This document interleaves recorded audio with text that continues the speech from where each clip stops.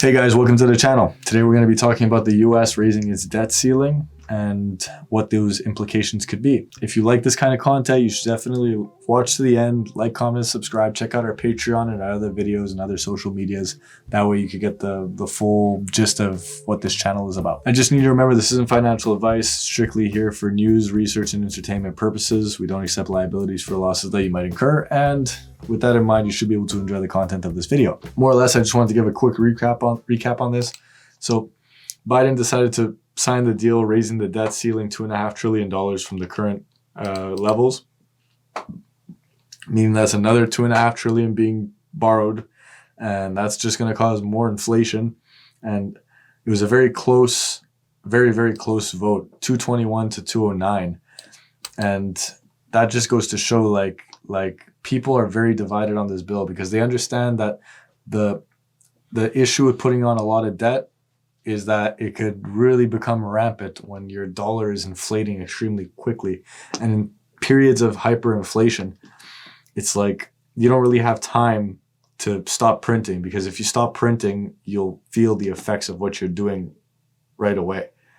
And if you feel them right away, then like for you as a politician or whatever your situation is, people are not going to be happy with you. So they're really trying to like kick this can down the road as far as they can. But the thing is they're kicking the can into the wall now. And the thing is they kicked the can all the way down the road, and now that they hit the wall, it's like there's only so many times you could bounce it off the wall before people get pissed. And even here, like it says, like the legislation passed yesterday on Wednesday to raise the federal debt $2.5 trillion, sending the bill to Joe Biden for his signature. He signed it, and now it's becoming something that's like look at this. Like, so the Senate approved measure 50 to 49. So it's like people are really close. Like it was a really close vote, and you could see like even the American politicians are divided on this now, right? And the Treasury Department set the deadline to Wednesday, and now it's like they're extending the borrowing authority, and they're saying like, hey, there's a warning of catastrophic economic and financial consequences if they don't act. So it's like they're damned if they do and they're damned if they don't. It's a double-edged sword at this point, because they're pretty much fucked. You know, like the US dollar's finished, and the thing is they can't stop printing now. They might not ever really be able to stop. And if they put the infrastructure bill into motion, then they're done. And the thing is like, yo, they increased the debt ceiling $1 trillion in October. Where did that money go? Where? It went to bureaucracy. It went to nothing. It was just money that got sucked into the system and is never going to be seen again. Don't be surprised if you see this money going into crypto behind the scenes by these politicians. I wouldn't be shocked, because at the rate that the crypto market's growing, I wouldn't be surprised if they print the money, put it into crypto, and then load their pockets with it, because they understand that there's only so much money you could have now. You know what I mean? Like it's done. Hard money's coming back because of things like this. And more or less, like, this is going to be a serious issue. And, you know, like, they insisted that they have to approve it, otherwise it could derail the economy. But I'd beg to differ. I'd say that at this point, the economy's derailed, and if they don't start putting it back on the rails, then it's just going to be a runaway train that never stops. And once that happens, if the Americans lose their hegemony over the global economy with the US dollar, then the US is going to be in turmoil. Yeah, I wouldn't be surprised if I saw civil war in that scenario. And then the other thing is, if the dollar crumbles, then the United States will become a country of extreme poverty.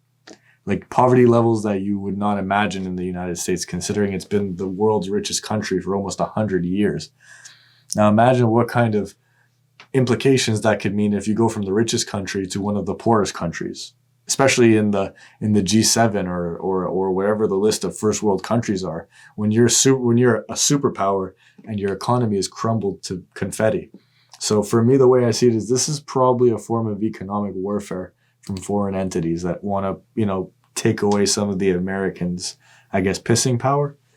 So that's just my personal opinion. You know, that's speculation. I don't think I'm right, but I definitely don't think I'm wrong. So someone's definitely paying to destroy the US dollar. It's not as simple as what it is. So it's either the internal workings of the USA or the external workings of the USA. Regardless, there's going to be a lot of issues coming in soon. And they even mentioned it's like they won't have to fight about raising the debt ceiling again until 2023.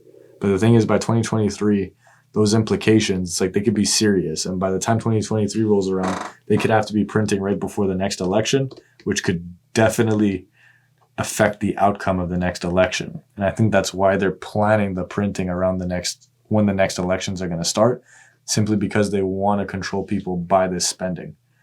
And that's like a very, very scary thought that politicians will be able to control based off of stimulus votes, the stimulus checks that aren't even going to the people. Because let's be real, that $2.5 trillion isn't going to the people. It's going to bureaucracy to keep the system running so that they can argue in court while the people suffer. So more or less, there's a lot behind this. I'm pretty opinionated on it, and you're going to have all the links as to how I formed this opinion. Obviously, like, I'm glad I bought Bitcoin. It seems to be doing way better than the US dollar right now. So that in mind, I'm going to wrap this video up. If you watch to the end, like, comment, subscribe, check out our other socials, check out our Patreon. You know what? You won't lose. You'll potentially even gain from joining the Patreon. And our Discord is launching in January. So take care.